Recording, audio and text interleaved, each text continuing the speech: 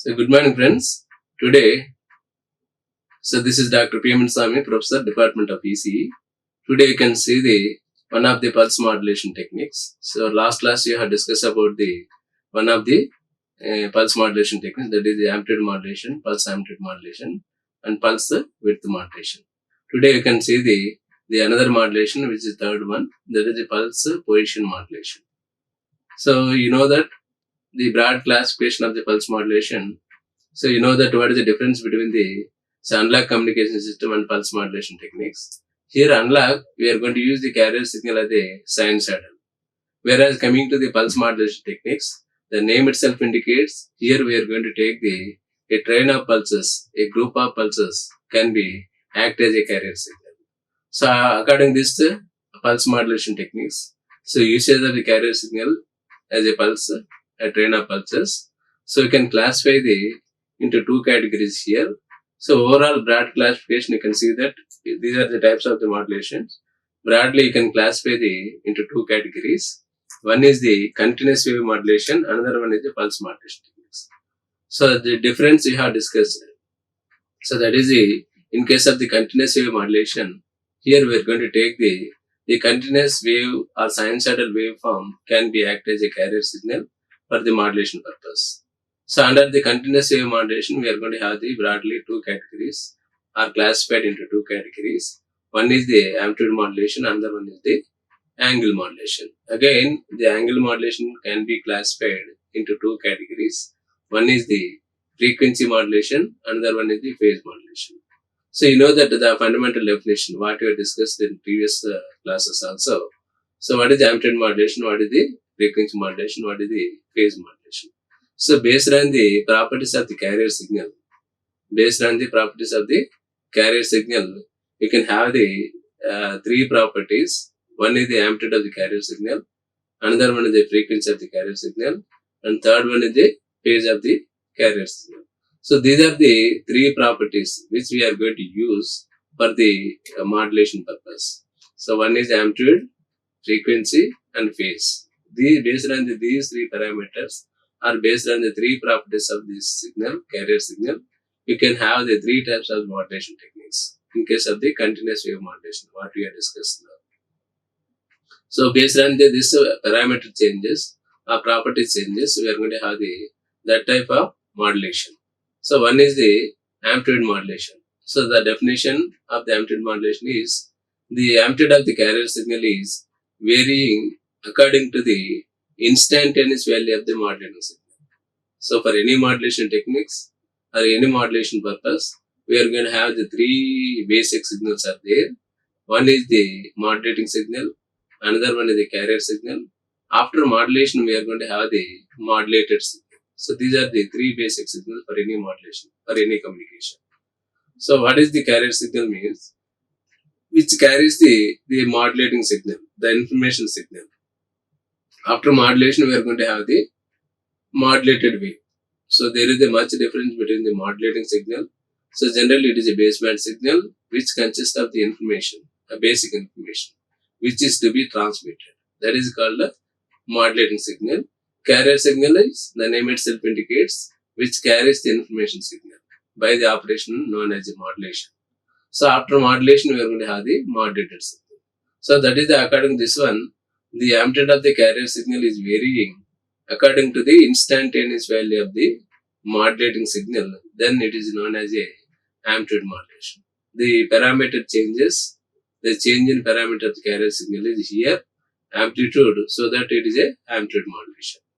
So according to the change of the amplitude of the carrier signal, it should be proportional to the instantaneous value of the modulating signal. Then coming to the angle modulation. So again, we are going to have the two types, frequency modulation and phase modulation.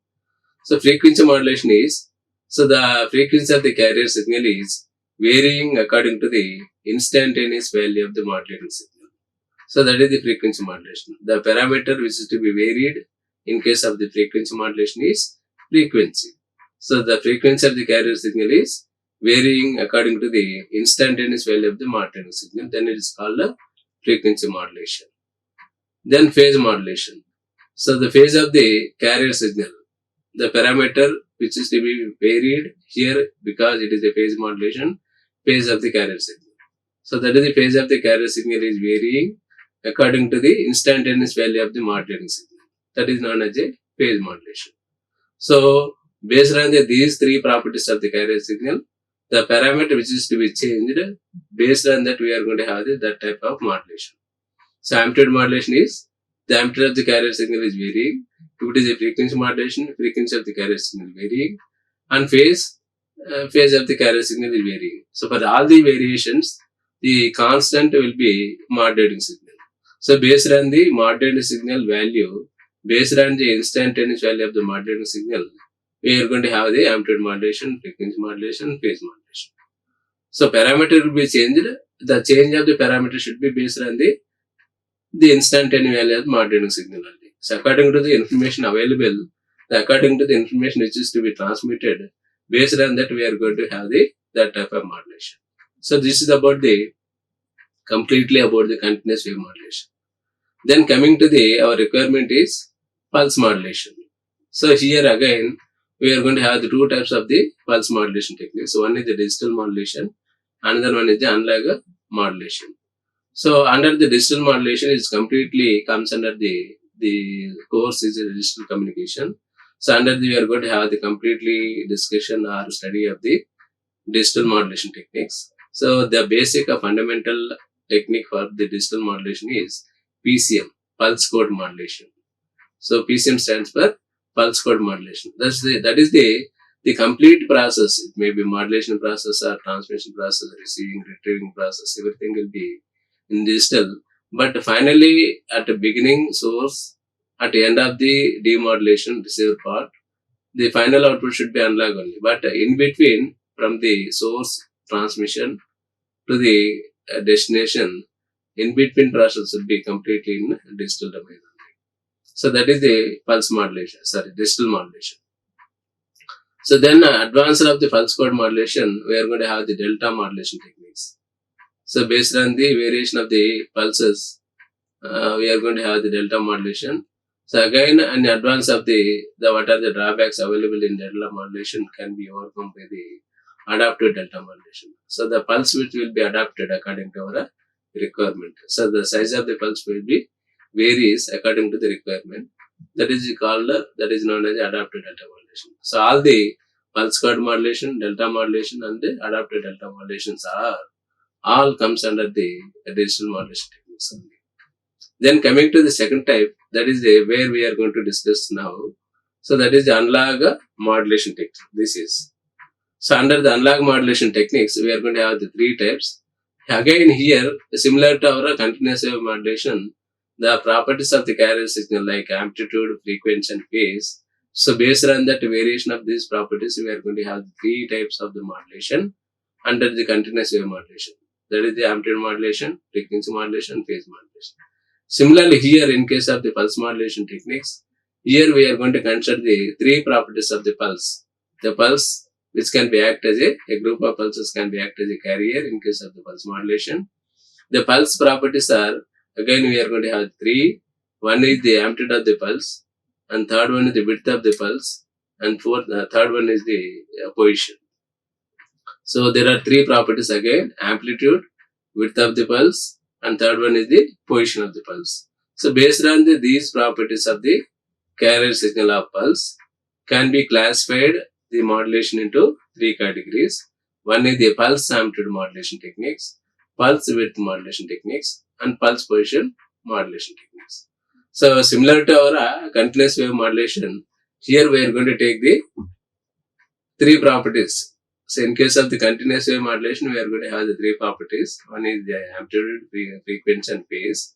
Here coming to the pulse modulation techniques, we are going to have the three properties again. One is the amplitude, second one is the width, and third one is the position of the pulse.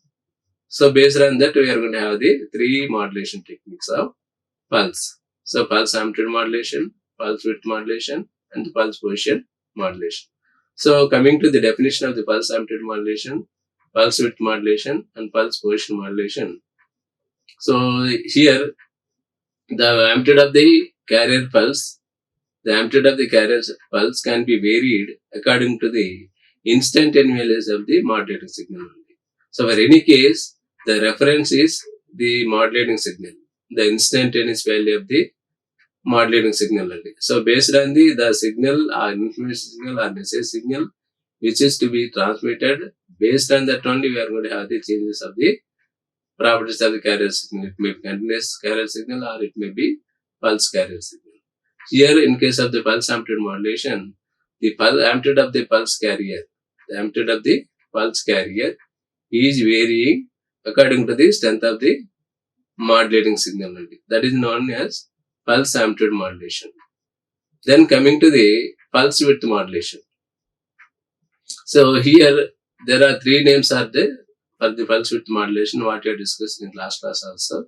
So that is the pulse width modulation or pulse duration modulation, or it is also known as a pulse time modulation. So according to this one, all our three names are same for the pulse width modulation. The width of the pulse. So suppose you take the width position like this. So based on this is known as a width. So the width of the pulse can be varied according to the instantaneous value of the modulating signal. So this is also known as a pulse duration modulation. So based on the duration of this pulse, we are going to have the pulse duration modulation. So that means the duration of the pulse can be varied according to the instantaneous value of the modulating signal. That is known as a pulse duration modulation. So it is also based on the time taken. The time based modulation will take place, so that it is also known as a pulse time modulation. So pulse width modulation or pulse duration modulation or pulse time modulation, all are same for the pulse width modulation. So there is a change in the width of the pulse, that's all. So the change of the pulse can be according to the instantaneous value of the modulating signal. So that is the pulse width modulation. So in the class we have discussed about the pulse width modulation generation techniques as well as the retrieving, how we are going to retrieve the original signal from the modulated gain. Then last one is the pulse position modulation. It is abbreviated as a PPM. So PPM stands for pulse position. So here the position of the pulse. So we can take the one pulse. So there are two edges are there. One is the leading edge from bottom to top. That is lower value to higher value. So this is increasing. And this is the leading edge. Trailing edge. So higher value to lower value. So that is so based on the position of this pulse edge, we can have the pulse position modulation. So that is the position of the pulse carrier can be varied according to the instantaneous value of the modulating signal. Then it is known as a pulse position modulation. So that means we are going to consider there are three positions, there are three cases are there for changing the position of the pulse. One is the changing the leading edge according to the instantaneous value of the modulating signal, or you can also change the position of the trailing edge. So take this is the trailing edge, this is the leading edge. So leading edge higher value to lower value, and trailing edge higher value to lower value. So the position of the leading edge or trailing edge can be varied. So third case is you can keep the constant the leading edge as well as the trailing edge constant, but vary the middle of the portion. Both cases can be increased. So that is known as a pulse position modulation. The position of the both leading as well as the trailing edge can be varied. So this is about the classification. So you know that the definition of the PAM, PWM and PPM. So according to the properties of the pulse carrier, we are going to have the PAM, PWM and PPM. This is the PAM and PPM, PWM. Now, so digital modulation techniques are already discussed. There is the PCM pulse code modulation, delta modulation and other delta modulations. Now you can see the fundamental variations of the PAM signal here. So the first signal is, it is a modulated signal, a baseband signal. So where we are going to have our information, original message signal, the information signal which is to be transmitted, all the information can be available the message signal, which is first one. So which is shown in terms of the sinusoidal waveform. So that is which carries the information, original information. Then coming to the second one, so this is a train of pulses. So the duration, on period and off period, the complete cycle of the pulse will be varies in a repeated manner.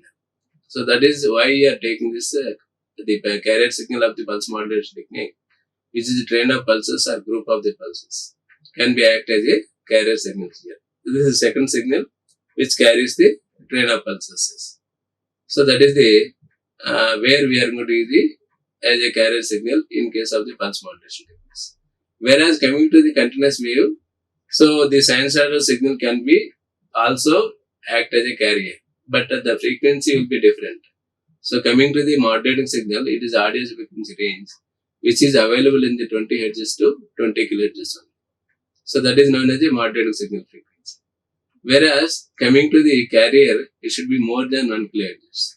So you take the above 1 MHz or 2 MHz. This high frequency signal can be acted as a carrier in case of the continuous wave modulation. Similarly here also, because it is a pulse modulation techniques, so a group of pulses can be acted as a carrier signal. The frequency of this pulse carrier should be more than the 1 MHz. It should be also high frequency. So that is the first one is the modulating signal. Second one is the carrier signal in terms of the pulses, which is high frequency. So that is carrier signal here.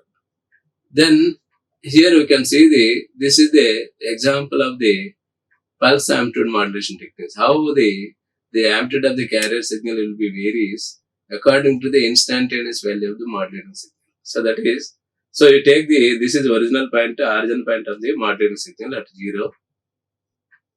The corresponding magnitude of this one is the same, original initially generated carrier signal in terms of the pulses.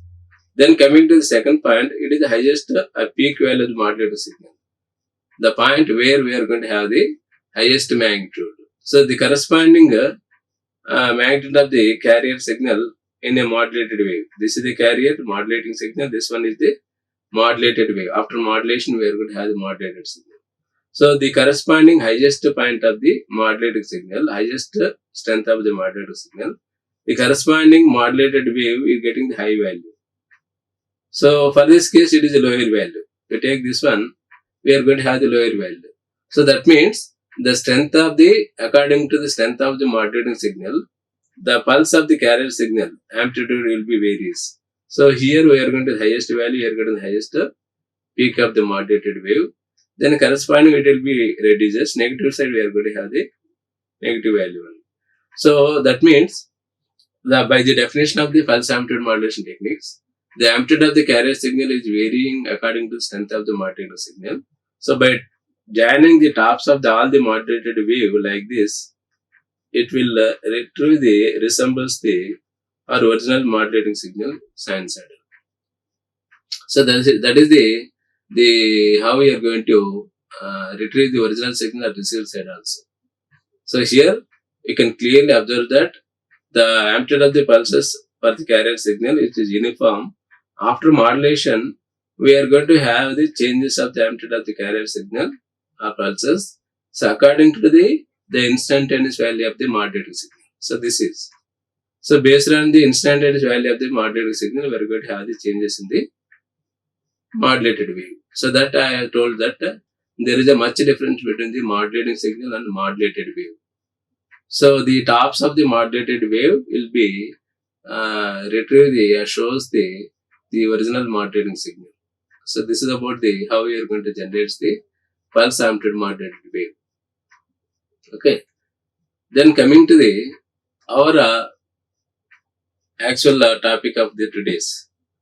Here we are going to have the pulse position modulation, PPM. Here we are going to take the definition of the pulse amplitude modulation, pulse position modulation. The position of the pulse. So you take we are discuss about the complete pulse like this. This is one complete pulse. So this one is known as from 0 value to higher value, we'll get the leading edge. This is known as a leading edge, LE. From top to bottom, we will get the trailing edge. This is. So we can change any one of the position. So that is the according to the our selection, we will going to vary the position of the pulse. So you can, there is a 3 possibilities are there. The position of the pulse can be changes. So it may be leading edge position, or it may be trailing edge position, or it may be width, the middle of the portion, the pulse width can be changes by changing both the leading as well as the trailing edges. So that is the cases of 3, how we are going to change the position of the pulses. The definition of the pulse position modulation is the position of the pulse can be varied according to the instantaneous value of the modulating signal. The position of the pulse may be 3 cases, 3 chances are there, 3 possibilities are there to change the position of the pulse. So by changing the leading edge position, or by changing the trailing edge position, or making the both leading as well as the trailing edge towards the some requirement. So that is the cases. Then coming to the generation of the pulse position modulation. So there are input signal is there, that is the modulating signal. So another one, sawtooth signal is there. So by the generation of the sawtooth wave signal, we can have the slicing operation. So that means, so based on the, suppose the sinusoidal signal, modulating signal will be, so like this. So the clock signal, pulse signal will be here, like this only, 1 to 8 pulses are there. The data signal will be like this.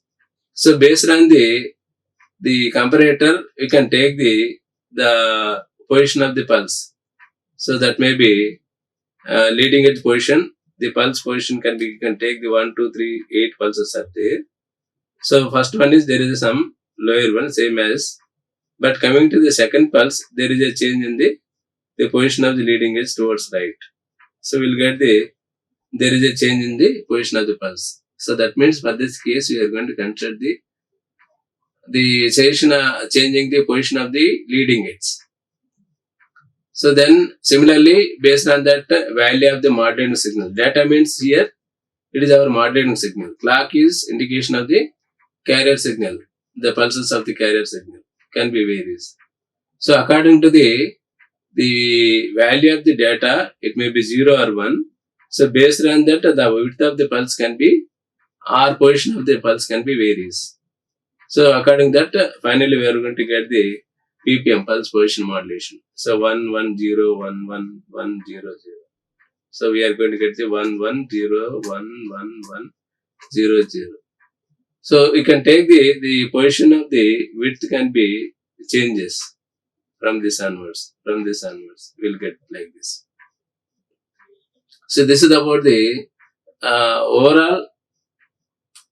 Here the conception how we are going to generate the ppm is input signal. One of the input signal of the comparator is given to the modulating signal. This is x of t, and sawtooth signal is given to this one. So based on the strength of the modulating signal, the slicing of the sawtooth wave can be happen. Then that portion can be given to the PWM. So then this PWM is given to the monostable multivibrator. So there are, by this diagram, you can easily understood that. So there are 2 parts of the generation techniques of the ppm, pulse position modulation. The first one is the input signal, and this sawtooth is given to this comparator based on the operation of the slicing by the comparator, slicing of the sawtooth wave. We can generate the pulse width modulation, pulse duration PWM or PDM. So once you have this generation from the PWM, pulse width modulation from the comparator, the same can be given to the monostable multivibrator, which can strikes the based on the position of the leading edge, what you have seen in the next slide. This is, so until we are going to get the first part is only generation of the PWM only, pulse width modulation. So overall we can say that the generation of the ppm, pulse position modulation, is from the pulse width modulation only. So initially we are generating the pulse width modulation. The generated pulse width modulation can be given to the monostable multivariator. So the output of the monostable multivariator will give the or pulse position modulation (ppm). So that is the what you have seen in the diagram. So this is the generation of the comparator. Output of the comparator gives the PWM. So then there is a monostable multivibrator. So the output of the comparator, which is a pulse width modulation, is given to the monostable multivibrator. The output of the monostable multivibrator is ppm, pulse position modulation. Our aim is how to generate the ppm here, pulse position modulation. Okay. So this is about the how we are going to generate the ppm with the support of the PWM. Now we are not directly generating the pulse position modulated wave with the support of the PWM. Initially we are generating the pulse width modulation. From this we are going to generate the ppm, pulse position modulated wave.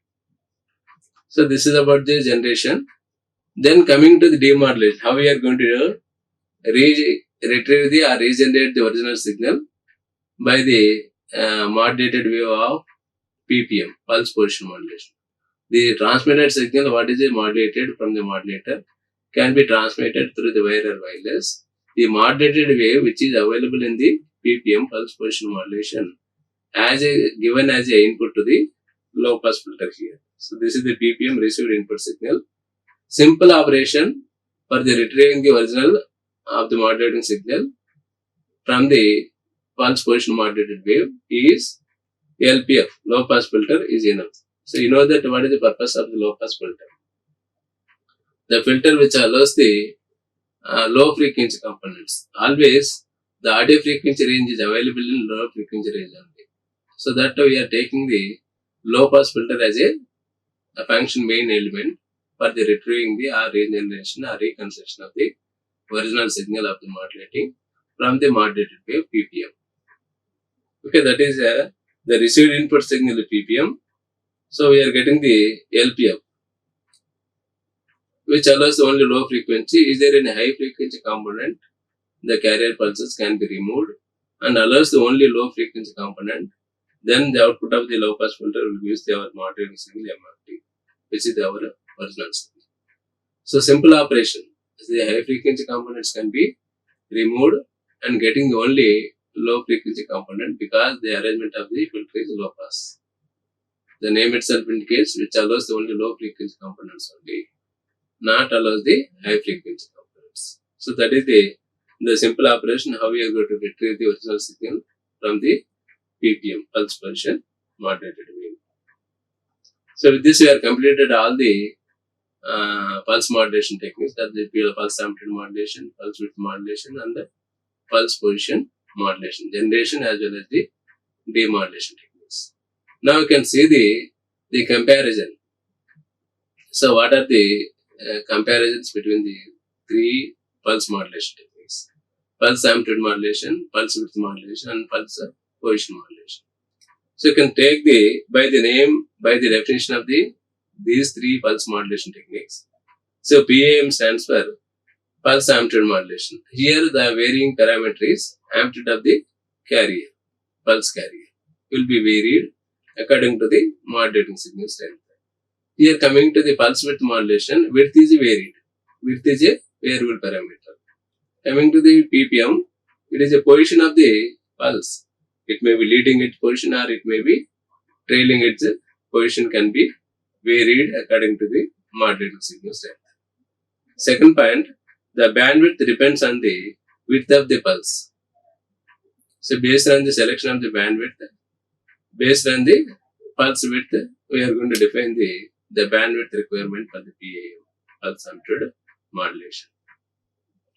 Then coming to the PWM, so the bandwidth depends on the rise time of the pulse. So based on the rise time, the lower value to higher value, we are going to take the bandwidth requirement of the pulse width modulation. Then coming to the ppm, here also we are going to consider the bandwidth requirement based on the rise time of the pulse. The third one is the instantaneous transmitter power varies with the amplitude of the pulses. So here we are going to consider the power requirement of the PAM. Similarly, PWM also, the instantaneous power transmitted power varies with the amplitude and width of the pulses. So width and amplitude base చేసుకుని we are going to get the transmission power requirement. Similarly, coming to the PPM, here also we are going to remains constant. The instantaneous transmitted power remains constant with the width of the pulses. So even though there is a variation in pulse position, the requirement of the instantaneous power will be remains constant. Then coming to the system design. So in case of the PAM, it is a somewhat complexity. It is more complex compared to the PWM and the PPM. So system complex is very low in case of PWM. So similarly, PPM also it is simple. So you can see the simple operations on there. So especially in case of the PPM, retrieving the demodulation operation done with the low pass filter. So that overall, the more design difficulties occurred in the PAM only, Pulsanted modulation techniques. So whereas coming to the PWM, PPM will be less. Then coming to the noise interference. So noise interference is high in case of the PAM signal. So only high interference, the signal can be affected in case of the Pulsanted modulation only. Whereas coming to the PWM, PPM will be very less. So that is the case where we are going to have the PWM, PPM. Then coming to it is a similar to amplitude modulation.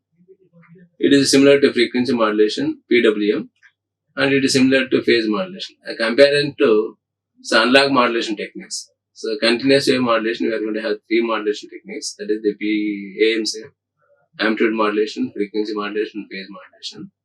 So whereas coming to pulse modulation, there are three types are there. Here also we are going to consider the properties of the carrier signal. The pulse amplitude modulation, pulse width modulation, and pulse position modulation. So this is about the comparison about all the pulse modulation techniques. Pulse amplitude modulation, pulse width modulation, and the pulse position modulation.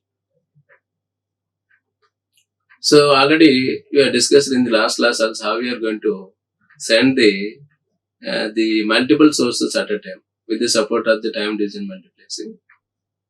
Time division multiplexing, TDM, or it is also another technique is FDM, frequency division multiplexing is there.